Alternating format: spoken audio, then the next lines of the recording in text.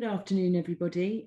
Thank you very much for all joining me today on this Zoom call for the Public Law Update.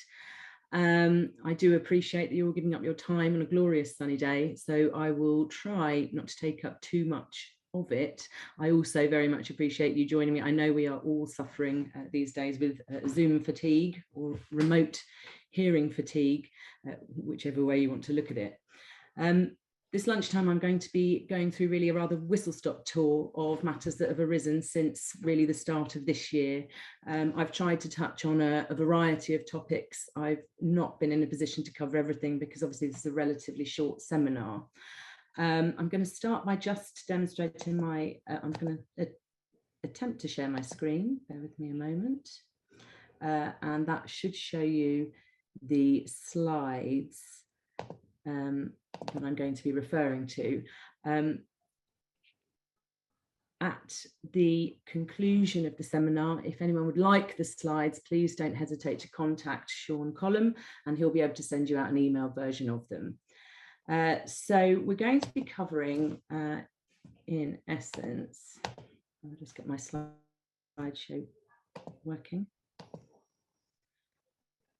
There we go. Broad topics will include permanency planning. There's a few cases to look at about permanency. I'll then be moving on to the care planning, placement and case review matters.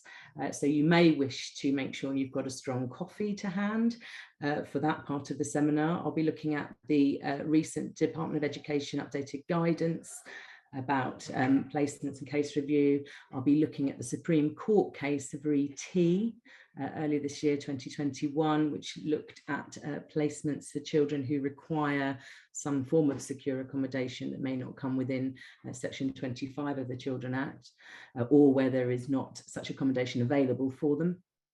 I'll be touching briefly on two recent authorities in the dolls arena.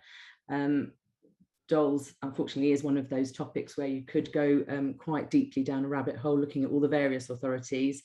If anyone does have a burning desire to learn more about dolls and all the authorities that are out there, please feel free to let Sean Collum know in your feedback form that you'd be interested in a seminar on that topic, and I might see if I can press gang another member of the team to help me out with one later in the year or next year. And I've also touched on the care planning, placement and case review amendment regulations which come into force tomorrow. If you're still awake when all that has been completed, I will also be looking at two authorities in relation to fact-finding hearings, the factors to be considered when deciding whether a fact-finding exercise should be carried out, and also the recent Re-HM case on reopening findings. And then when we've dealt with all those matters, I've got a few miscellaneous cases to draw your attention to, and I've listed the various topics there. There's the duty of care owed by local authorities to children who are voluntarily accommodated, the issue of joinder of foster carers to care proceedings, the law applicable to circumcision of a male child subject to an ICO. There was a recent High Court authority on that. The issue of standalone port alerts following the recent decision of Mr. Justice Mostyn, touching on post-Brexit, the transfer of proceedings within the EU, and finally a nice rounding off with a nice little authority about contact with a child in care that was before the European Court of Human Rights. So diving straight in, or before I dive straight in, I should say, if you do have questions, feel free to put them into the chat. I'm not going to be in a position to check the chat whilst I'm talking because I'm sharing my screen, but at the end of the talk, I'll look to the questions and see if we have time to deal with them at the end. Right, dealing with permanency planning. The first case I'm looking at is adoption by a former partner. So Re-E, adoption by one person 2021, a family court case, was an application brought under Section 51 of the Adoption and Children Act. It was heard by Mr. Justice Cobb sitting in Leeds, and dealt with a case where two same-sex ex-partners had two children between them. The eldest child had been the biological or gestational son of Ms. A, and Ms. B had adopted him during the relationship, and that had been the intention of both parents. The younger child had been conceived in a similar manner, save that it was Ms. B who had been the biological and gestational partner. The parents separated before the daughter, the younger child, could be adopted by Ms. A. And so we were looking at a family unit where the parents were separated and had not been married and had not been subject to a civil partnership. And the application was fully supported by the second partner, Ms. B, and it was brought under Section 51 of the Adoption and Children Act, which provides that an adoption order may only be made on the application of one person who has attained the age of 21 years if the court is satisfied that the person is the partner of a parent of the person to be adopted. Now, these parents had a very amicable relationship and they fully shared the care of both children. They would have days out as a family and really were working, albeit in separated homes, as a working family unit. Now, the next point to consider was what constitutes a partner. If the court has to be satisfied that the person is the partner of a parent of the person to be adopted, did Ms. A in these circumstances constitute a partner? Now, Section 144, subsection 7 of the Adoption and Children Act, which is the general interpretation provisions, provides that, and this isn't in the slide, a person is the partner of a child's parent if the person and the parent are a couple, but the person is not the child's parent. And then going on into Section 144, subsection 4, which is the general interpretation provisions, this provision defines a couple, which defines it as a married couple or two people who are civil partners of each other, or two people, whether of different sexes or the same sex, living as partners in an enduring family relationship. Section 144, subsection 5 actually excludes persons who are a parent of the person in question, grandparent, sister, brother, aunt or uncle, but obviously that wasn't applicable in this case. Now, no party was opposing the application for leave to allow Ms. A to adopt the child in question. However, as Justice Cobb applied reasonable scrutiny to the law and to the submissions made. And essentially what happened was he considered various authorities that had been decided under the provisions of Section 54, subsection 1 of the Human Fertilisation and Embryology Act 2008. This is partly because in respect to parental orders, the wording in the statute is the same. It describes persons as living as partners in an enduring family relationship. Having regard to all those authorities, the judge found that there was an importance of treating family legislation as dynamic. And he relied particularly on a decision of Mrs. Justice Dice in Re-Ex, parental order, death of intended parent prior to birth, a 2020 authority in the High Court, with particular reference to her conclusion that the statute, in that particular case, the HFEA, that the statute should be read down in order to permit the order in question to be made. And she said that to do otherwise would be incompatible with the underlying thrust of the legislation being construed. She also commented that the words that she sought to imply go with the grain of the legislation. And that is the perspective with which Mr. Justice Cobb approached the Adoption and Children Act in this particular case. Bearing in mind that this was a leave to apply application and not the adoption application as a whole. Mr. Justice Cobb was satisfied that the Adoption and Children Act should be construed in the same way so as to achieve a sensible result.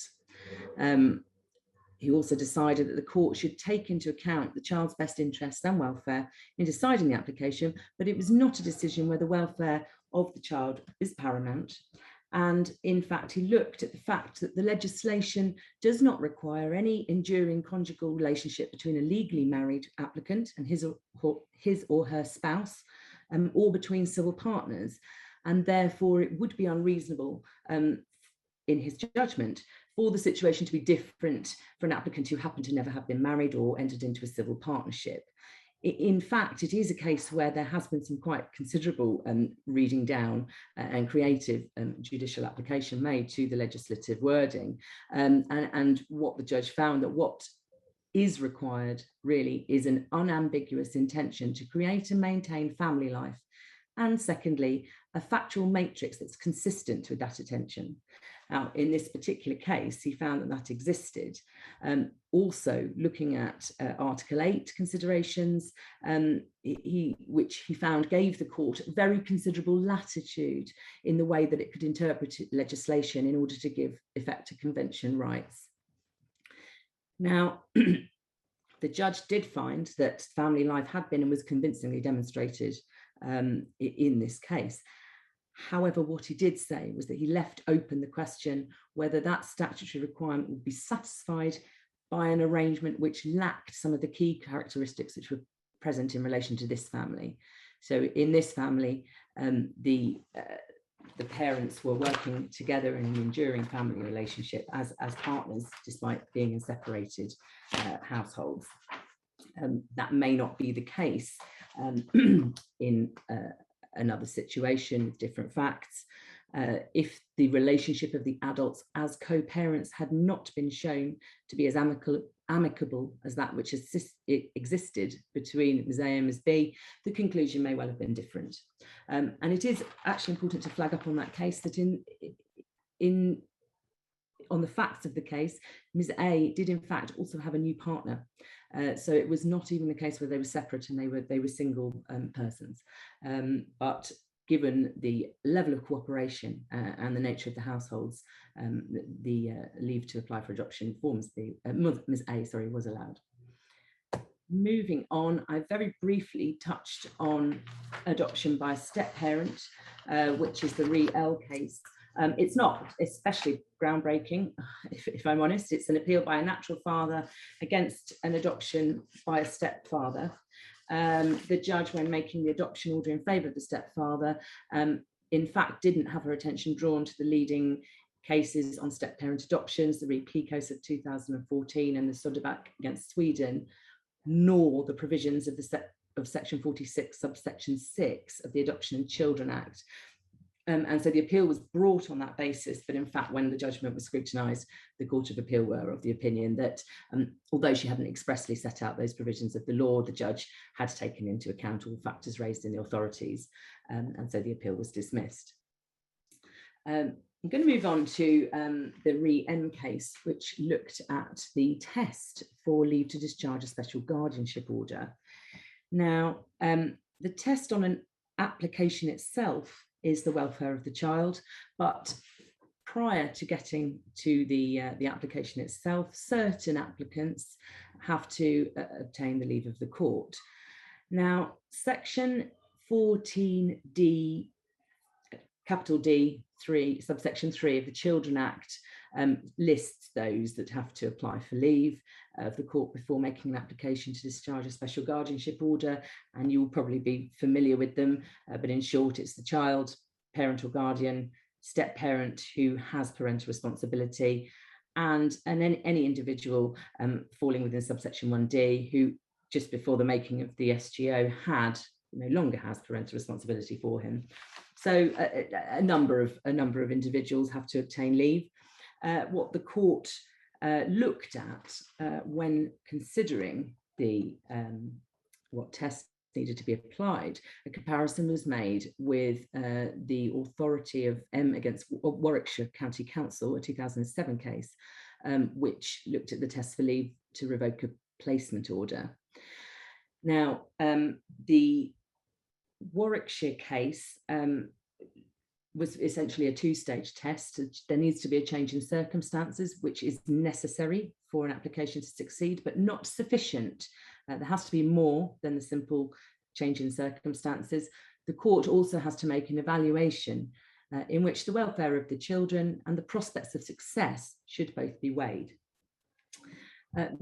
Lord Justice Jackson confirmed that the two-stage approach in Warwickshire, the test for leave to apply to revoke a placement order, is the appropriate structure for deciding whether to grant leave under section 14, capital D, subsection 5. There was some argument around the fact that the subsection requires the change in circumstance to be significant, and that is drafted in where it's which is not a term used in the Warwickshire case. But what the court found in Riem was that rather than being an error of drafting, it is coherent with the statutory scheme. It was for the drafter to set out and buttress an SGO from challenge by requiring changes in circumstances to be significant. Now, that might seem a little odd. Placement orders we think of as being far more intrusive than special guardianship orders. The Court of Appeal found that there's no reason why the test should be the same across SGOs, placement orders and adoption orders. And as I just touched on, one might have expected the test for discharge of an SGO or leave to apply for discharge of an SGO to be less stringent than that for a placement order.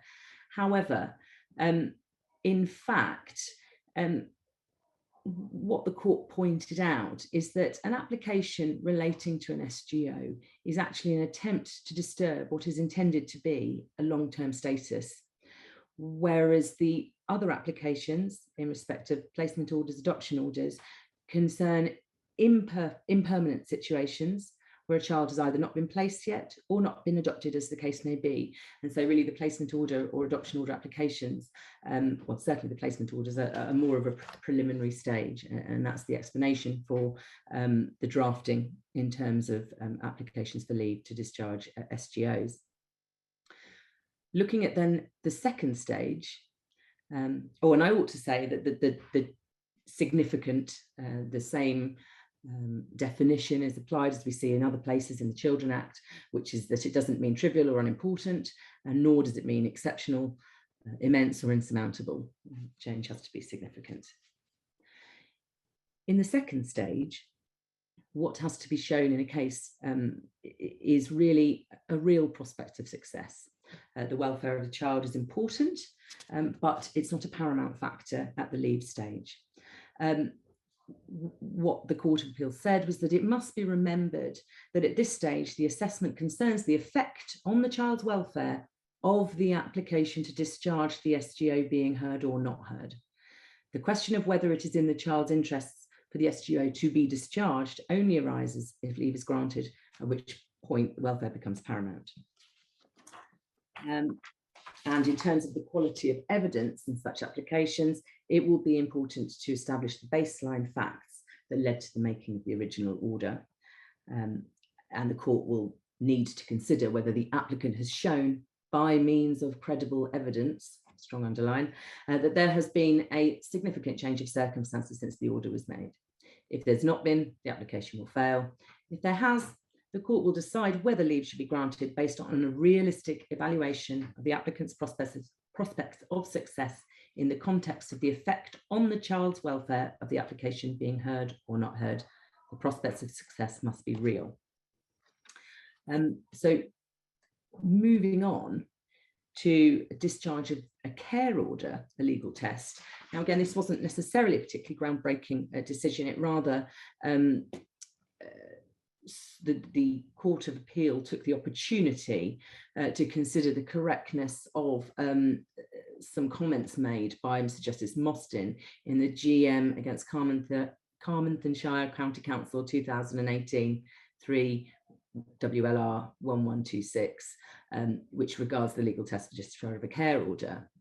In the GM case, Mr. Justice Mostyn had stated that on an application to discharge a care order, while there is no formal requirement on the local authority to demonstrate the continued existence of the threshold, something close to a formal threshold requirement applies. And he also went on to say that a discharge application should not be refused unless it can be shown that the circumstances are exceptional and that the outcome is motivated by an overriding requirement pertaining to the child's best interests. The Court of Appeal made it clear that these statements are not correct and should not be followed. In fact, it is slightly interesting reading within the judgment where the Court of Appeal indicates that in the GM and Carmarthenshire case, the decision was clearly one that could have been taken on the basis of established principles, but Mr. Justice Mostyn instead approached Section 39 of the Act as if it was untrodden ground. Ouch. So just to be clear, the clear legal principles as set out at paragraph 31 of RETT indicate that a decision in accordance with Section 1, that welfare is paramount and the factors in the welfare checklist must be considered and given appropriate weight. The court should then cross-check the outcome to ensure that it's exercising powers so that any interference with human rights is necessary and proportionate. The applicant must make out the case for discharge by bringing forward evidence to show that that would be in the best interest of the child. And the welfare evaluation is made at the time of the decision. The threshold is of no relevance to an application to discharge. The local authority doesn't have to reprove it, and nor does the applicant have to prove that it no longer applies. Really, the fundamental test to be applied is the welfare principle, not a test of necessity, not any other test. And the Court of Appeal is fairly clear that attempts to shift the focus away from welfare were neither helpful nor necessary.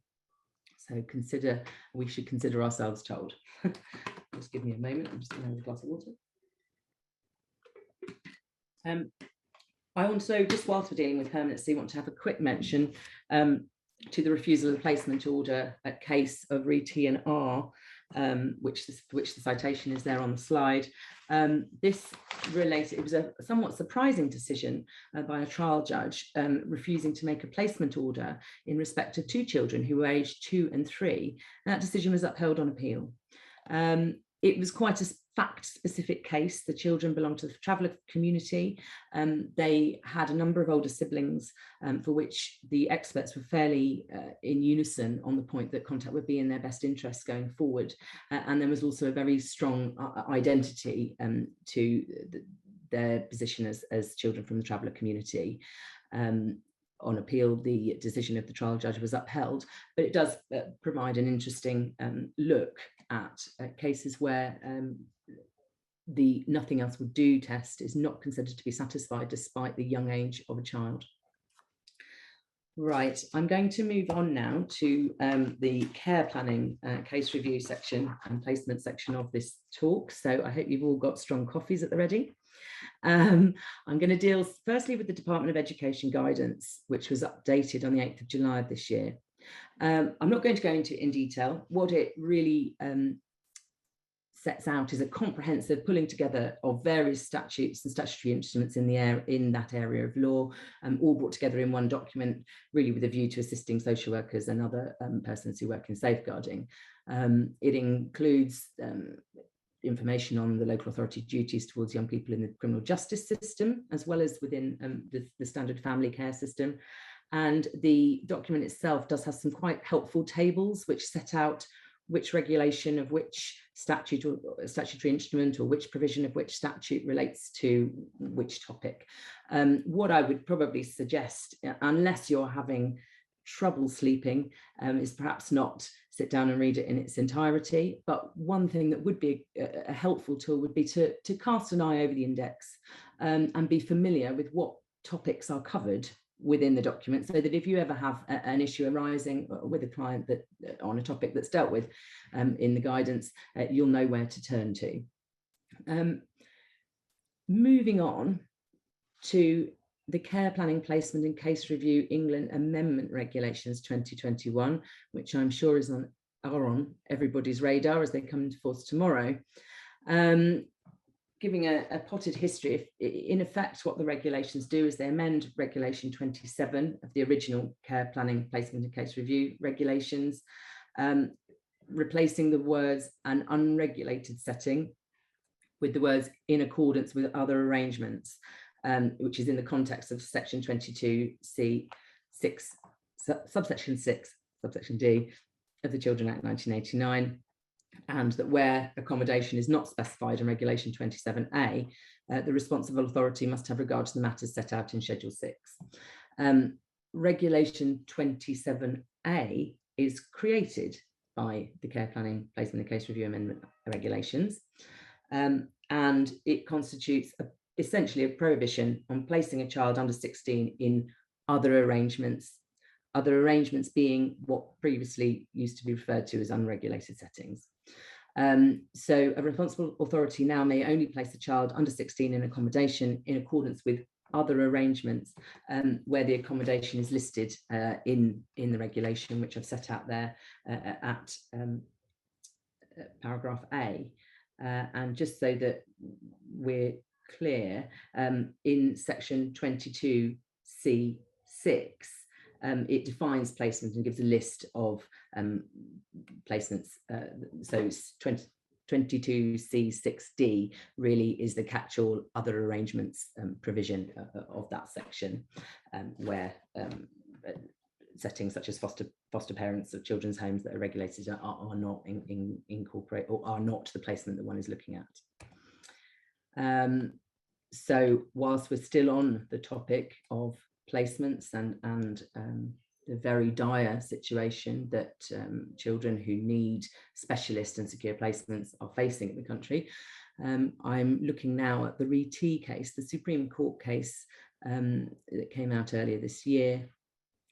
The focus of the appeal in RE-T, well, it was an appeal by a young person who had a significant number of issues and who had been placed in accommodation, but argued that the High Court could not have recourse to its inherent jurisdiction to make an order depriving her of her liberty in the circumstances of the placement where she had been placed, which did not come within section 25. The argument was that section 100 subsection 2D of the Children Act would bar this course of action. Secondly, that the inherent jurisdiction of the High Court must not be used in a way to cut across a statutory scheme in the Children Act, namely the section 25 provisions for secure accommodation, and also that the deprivation of liberty authorised under the inherent jurisdiction would fall foul of Article 5 of the Human Rights Act, which is the provision against depriving persons of their liberty save in accordance with the law.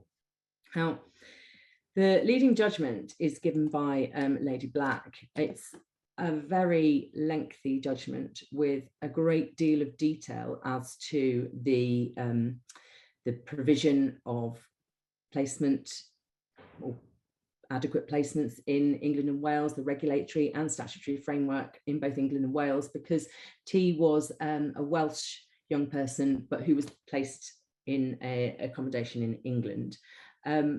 The backdrop to the litigation really is the shortage of provision for children and young people whose needs are such that they require specialist limitations on their liberty. And as we all know, there's a real problem, well, for some years now, about the lack of spaces in secure children's homes. There's been real disquiet expressed over the last few years from both the Court of Appeal judges, the High Court judges, as to how fundamentally unsatisfactory the situation was, still is. Now, the focus of the appeal for Lady Black was on children who the local authority consider require to be deprived of their liberty, and who meet the criteria in section 25 of the Children Act for secure accommodation, but that the local authority proposed to place them somewhere other than in a secure children's home approved for that purpose in terms of the section 25 criteria. She identified two distinct categories of children that fall within the group. Firstly, those who would be placed in a secure children's home, but there is no place available for them, or children whose needs would, in the local authority's assessment, be better met in an alternative placement. Now,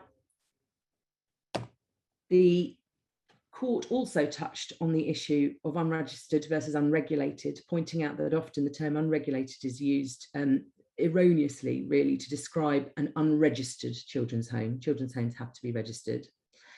But dealing with the arguments put forward on behalf of T, that the exercise of the inherent jurisdiction to authorise a child's placement in unregistered secure accommodation was not prohibited by the Children Act, by section 100, did not, in fact, cut across the section 25 statutory scheme, and would not constitute a breach of ECHR Article 5. In respect of Section 100, Lady Black did not consider that the express terms of Section 100 were an obstacle to the local authority's application under the inherent jurisdiction. In respect of cutting across the statutory scheme, there was a question as to whether such homes, or the sort of home that T was looking at the time the appeal was mounted, it was actually an academic appeal by the time it came before the court. There was an argument as to whether they were accommodation provided for the purposes of restricting liberty. Now, the court was a little critical of T's arguments having been raised at a late stage. They were not arguments that were raised in the Court of Appeal, and one got the distinct impression from reading the judgment that the Supreme Court felt a little hampered by this. However, in terms, the court looked at the practice guidance that's applicable, that's at paragraph 132 of the 12th of November 2019 and updated on the 1st of December 2020 from the President of the Family Division, which looked at placements in unregistered children's homes in England, or unregistered care home services in Wales, to ensure that where a court authorises placement in an unregistered unit, steps are immediately taken by those operating the unit to apply for registration if the unit requires registration. The underline in this particular quote, unlike all the others in my slides, was in the original drafting. And Lady Black confirmed that in her view, the focus should be on the accommodation itself and the purpose for which it's provided rather than the regime in the accommodation. But relying on the guidance from the President of the Family Division, she formed the view that essentially it is envisaged that the High Court can authorise placements in unregistered units. And she went on to say at paragraph 141, it seems to me that it is unthinkable that the High Court, with its long-established role in protecting children, should have no means to keep these unfortunate children and others who may be at risk from them safe from extreme harm, in some cases death. If the local authority cannot apply for an order under Section 25 because there is no Section 25 compliant secure accommodation available, I would accept that the inherent jurisdiction can and will have to be used to fill that gap without clashing impermissibly with the statutory scheme. However, she did also recognise that the important safeguards that come with registration would be absent in those circumstances. And in particular, she was concerned whether it was a permissible exercise of the inherent jurisdiction of the High Court to authorise a local authority to place a child in an unregistered children's home in relation to which a criminal offence would be being committed. Because, as some of you may know, if someone carries on a children's home without it being registered, they can be liable for a criminal offence. And so Lady Black was somewhat concerned about the prospect of the High Court, in effect, endorsing a criminal offence being committed. However, she went on to say at paragraph 145, and I've quoted it there in the slide, ultimately, however, I recognise that there are cases in which there is absolutely no alternative, and where the child or someone else is likely to come to grave harm if the court does not act. I think we can get the sense of the real air of desperation over the situation that are being felt with the very, very senior judges in this country. This will be by no means the first. I cannot think of the number of cases on this topic where I've seen this judgment is to be provided to the Secretary of State, etc., and we're yet waiting for anything to be done about what is really a very difficult situation for a number of vulnerable children. However, the court went on to say that where a court does authorise placement in these situations, registration must be sought expeditiously. The court must satisfy itself that steps are being taken to apply for registration and must monitor the progress of the application. If registration is not achieved, the court is then to review the continued approval of the placement, and this is set out in the practice guidance I've already cited. Who knows what the answer will be if registration is not achieved by a number of these placements for which accommodation is needed for children.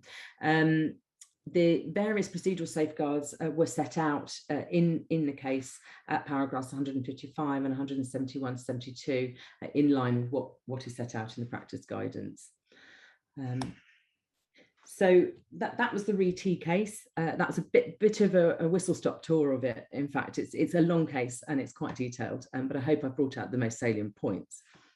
And I wanted to go on to just discuss two particular decisions of Mr. Justice MacDonald quite recently in July on the subject of deprivation of liberty that I picked out as being slightly interesting, slightly unusual. So in the Wigan MBC case, Mr. Justice MacDonald, in fact, refused to authorise continued deprivation of liberty of a 12-year-old in circumstances we had really very serious self-harming, violent behaviours on a hospital ward, to the extent where he really was not permitted really anything. I think he was able to sleep simply on a mattress on the floor with no sheets because of the risk of him using the sheets as ligatures. It was a really, really substandard situation, but it was the only placement available for him. And ultimately, Mr. Justice MacDonald said the conditions were so inappropriate that they constituted a clear and continuing breach of the child's Article 5 rights, and the fact that there was no alternative could not of itself justify the arrangements. And even within the judgment, the judge acknowledged that really the options were either this hospital with all the significant restrictions and deprivations that it entailed, or the child essentially being released into the community. Either the judgment does say that the local authority must find a place. I must admit, I'm not clear. I haven't been able to ascertain whether they did or whether the child was returned to his father.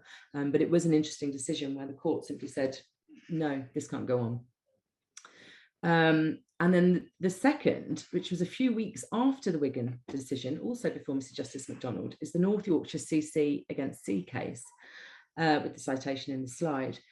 The North Yorkshire case had a relatively similar set of facts in that it was an older child, a 15-year-old girl, but she was urgently in need of a Tier 4 mental health bed in a medium secure unit, displaying, again, some similar sort of behaviours to that described in the Wigan case. Now, 2 mental health trusts out of 3 potentials had available beds, but were refusing admission on the basis, I assume, of the risks that they perceived from the child herself, to herself and to others. Now, on the suggestion, as I understand it, of the council in the case, what Mr. Justice MacDonald did in that situation was that he joined the 2 trusts and the Secretary of State for Health as parties to the proceedings in order to investigate properly the obstacles to admission and how to overcome them. It's quite a novel and unusual step for the High Court to adopt the role of mediator or facilitator between NHS England and 2 mental health trusts, but the judge recognised that it was perhaps the best opportunity to break the impasse in this case and finally to secure for the young person the medium secure provision that she's been assessed as urgently needing. Time will tell whether it did actually prove to be a successful mechanism. Again, I've had a look, but I haven't been able to see any follow-up reported hearings in that case. If I do find any following this seminar and you're interested in receiving them, then email Sean Column and I'll forward them on if I find anything.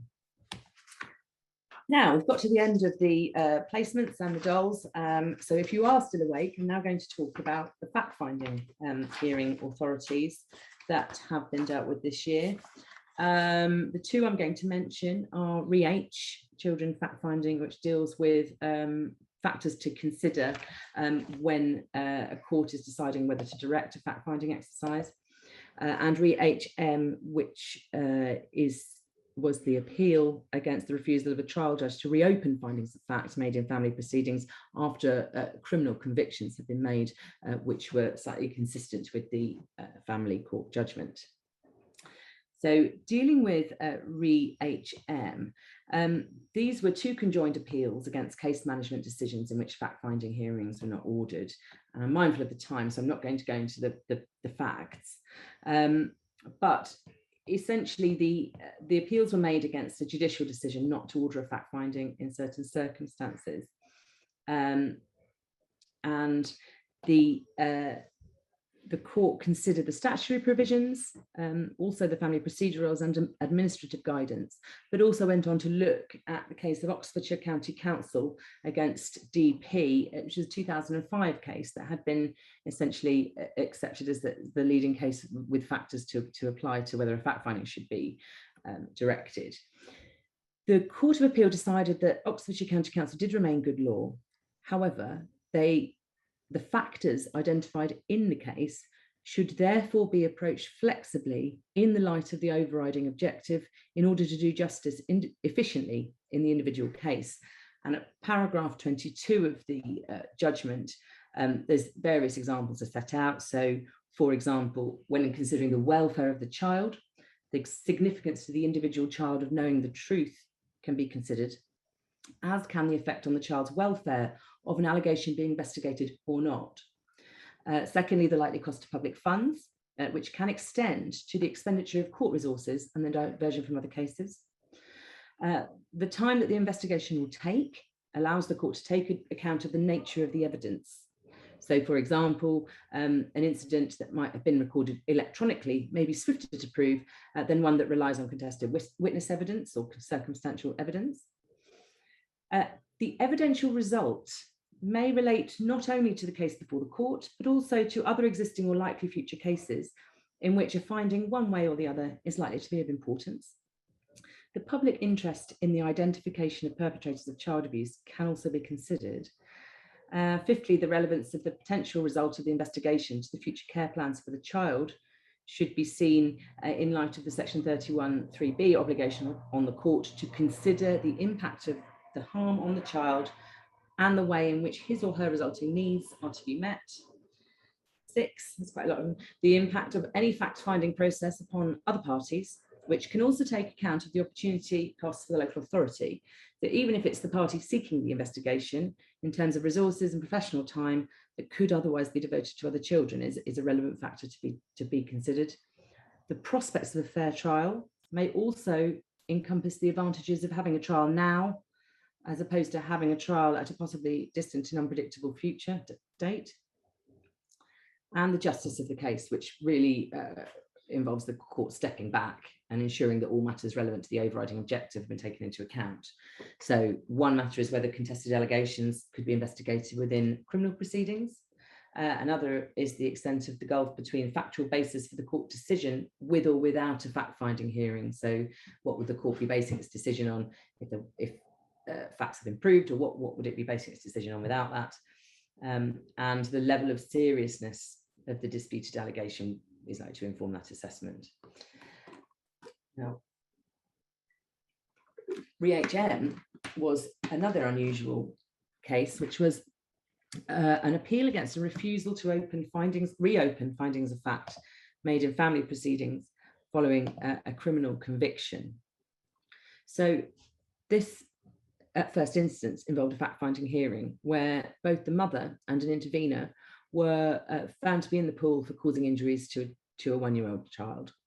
The judge couldn't determine which was the perpetrator, and the other relevant factor is that the intervener in the case did not give evidence. He opted not to give evidence. There was subsequently a Crown Court trial in which the intervener gave evidence and was convicted of causing the injuries, and the mother was acquitted.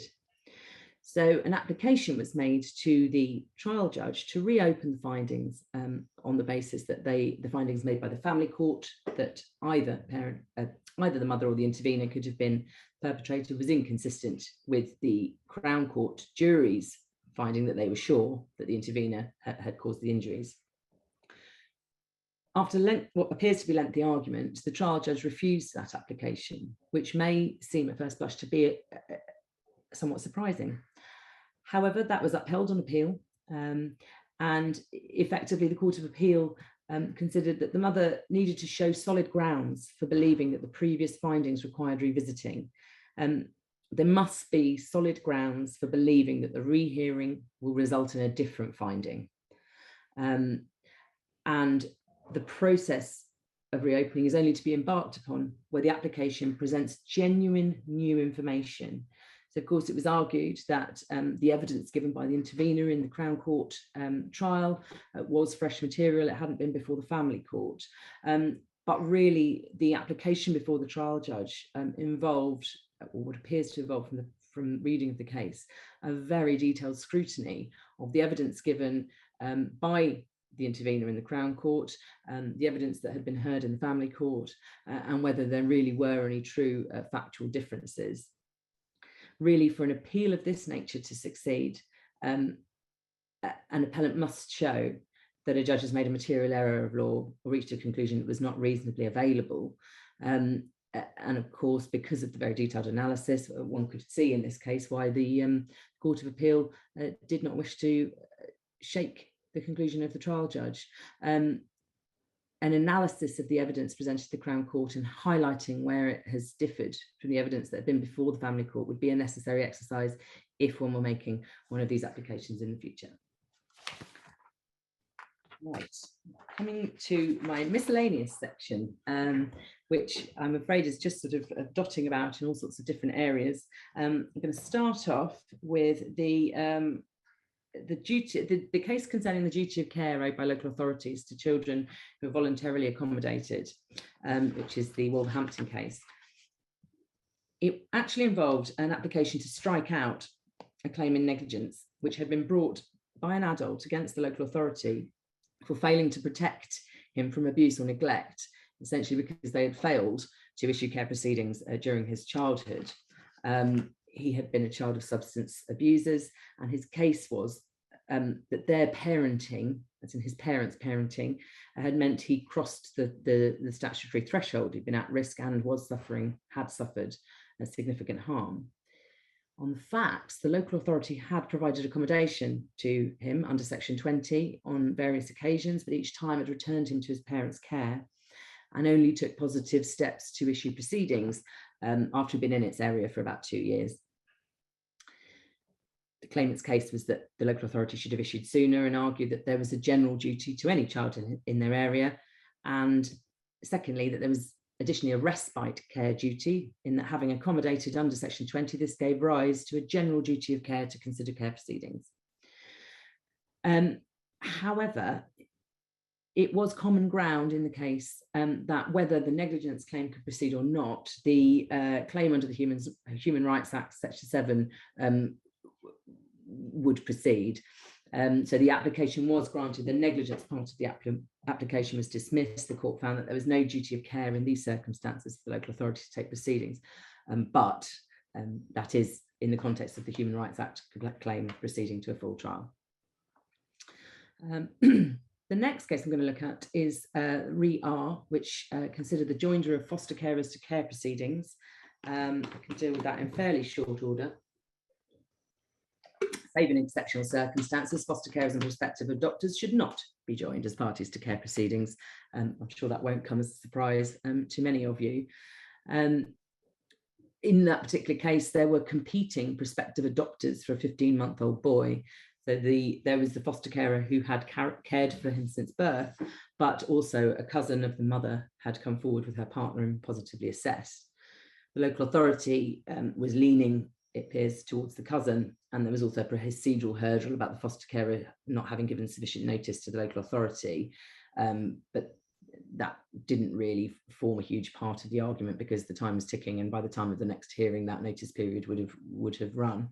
But it was interesting because the judge, of their own motion, added the foster carer to the proceedings at first instance, and the local authority appealed. And what was notable was the comment that there was not much law cited at the hearing, there was a lot of law cited at the appeal. That's not really a criticism of the advocates who attended at the hearing. It appears that this was something that came to the judge and was made of their own motion. But there was some discussion of the non-consensual adoption and applicable law, but really the headline is, as I've quoted there, save in exceptional circumstances, foster carers and prospective adopters should not be joined as parties. Moving on to an interesting decision of Re-P, which dealt with circumcision of a male child subject to an ICO. It involved a child who was around 18 months and had been in the care of maternal family members all his life. His older brothers were also placed there under an SGO, and the carers had been positively assessed, the Rs, I'll call them. The mother brought an application for the child to be circumcised, and the local authority and guardian were objecting, as were the Rs who wanted to wait until he was older. The parents were Muslim, and the court had expert evidence as to the procedure and the religious importance of the procedure. It appeared clear to the court that waiting until the child was older may mean that procedure was more painful with a longer recovery, and the parents were concerned that it might deter him from having it done, because his faith may not be strong enough. The Rs who were caring for him were not Muslim, but had agreed to providing a halal diet and supporting his Muslim heritage. And the expert that advised the court really said that, well, the conviction that he will be raised as a Muslim needs to be there. E.g., if the court felt that the child should be raised as a Muslim child as per his parents' request, his parents and he should be given the same rights as all other Muslim families, which was for circumcision at a younger age. However, the expert also advised that if the court felt that there was doubt over whether he may or may not be raised as a Muslim, then due to the irreversible nature of the procedure, the court might wish to delay the procedure until he is capable of making his own decision, recognising that it carried additional risks in terms of the procedure.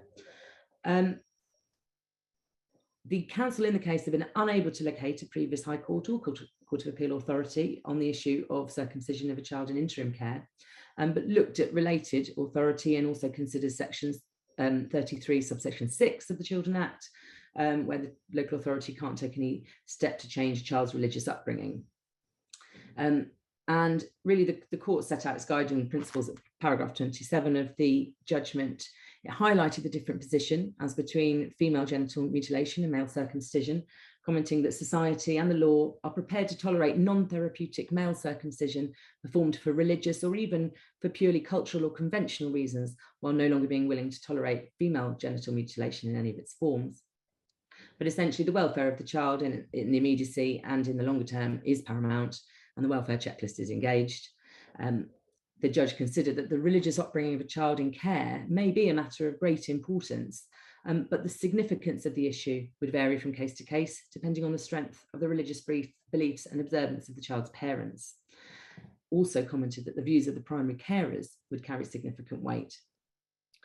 The judge commented that it was a finely balanced decision, and noted that if there was no interim care order, the parents acting in agreement could provide consent to the procedure. Also, he was satisfied that section 33 did not prohibit the local authority, or rather by opposing the procedure, the local authority were not offending the statutory prescription about not causing the child to be brought up in a different religion. The court essentially decided that the procedure should not be carried out at this stage. It should be waited until the child was older and could decide for himself. What I would say is that case is also a little fact specific, because it does appear from the writing of the judgment that the judge was influenced by a few factors that go to the strength of belief of the parents. Firstly, it was said that earlier in the child's life, the local authority had been supportive of the procedure taking place, but the parents had not arranged it. Secondly, the parents had not been attending contact for some time. And thirdly, had not provided the child with age-appropriate books or learning materials about Islam, which they had been advised to do in order to promote the religious heritage. So reading between the lines, that went to the judge's analysis of the strength of observance and significance of feeling from the parents. It was also notable that neither of the child's older brothers, who were in the care of the Rs, had been circumcised themselves. Moving on, as I'm conscious of the time, I'll be very quick. Freestanding court alerts. I'm not going to go into a great deal of detail, but Mr. Justice Mostyn did consider that a port alert is not a tipstaff order, it's a supplemental measure to other orders, and therefore the family court is able to use the High Court's inherent jurisdiction to make incidental or supplemental orders to give effect to decisions which are within its own jurisdiction, but not expected to be used routinely.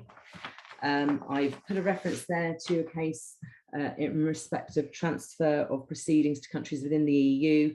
post-Brexit, and really the provision that one wants to look at in those circumstances now is Article 9 of the 1996 Hague Convention, and that was an application by a guardian to make a request for the court to make a request to the Swiss authorities for transfer. And then the final case I just want to bring to your attention, it was an interesting one for those of us who work, well, I guess we all work in public law. It's the case of RO against Norway, in which the European Court of Human Rights considered that a 6 times per annum contact for a child in long-term foster care constituted a violation of Article 8. Now that may ring alarm bells for some of you who act for local authorities, as we're all quite used to seeing the 6 times per annum relatively standard provision for contact. Really thought needs to go into it if that is going to be the recommended contact that the social worker arrives at. They need to really analyse the arguments for and against. In that particular case, the European Court of Human Rights didn't find that the reasons advanced by the district court demonstrated that the authorities had proceeded on the basis that they had a positive duty to take measures to reunite the family as soon as reasonably feasible. So for those that represent parents, it may be a useful one to have in your back pocket for when you're approaching final hearing, if you have a client whose child appears, well, where it looks like a child is going to be going into long-term foster care. Now I'm going to stop sharing my screen and have a quick check of the chat. I apologise, I've kind of overrun from what I was envisaging, but hopefully I haven't lost too many of you. And I'm just going to see. Oh, so Hazel Samaru, who says that she remembers reading briefly the TT case a few weeks before, she'd filed a position statement relying on the GM case. Oh well, what can one do? But now we all have it in our back pocket. If there are any questions, I do appreciate the time. I'll pause just for a second if anyone wishes to put a question. Oh, well, I'm going to assume that there aren't any questions. I appreciate we've been the full hour, and I'm sorry if that's been a bit of a speedy go through some of the case law that's been appearing over the last year. And yes, I've been asked if there will be a handout, and there isn't a separate handout, but the slides will be available in email form if you email Sean Column after this seminar. Family members who do not meet unregulated. Where do we stand with placement of family members who do not meet? Oh, I've lost it now. Somebody emailed me with a question about family members, and it's gone from the chat, but perhaps if you would like to email me, I'll give it some consideration for you. My email is c.ellis@pumpcourtchambers.com. And I think I'm going to conclude the seminar now, but if anyone does have any questions, please do not hesitate to email me. All right, thank you ever so much for giving up your time, and I hope to see some of you in real life soon.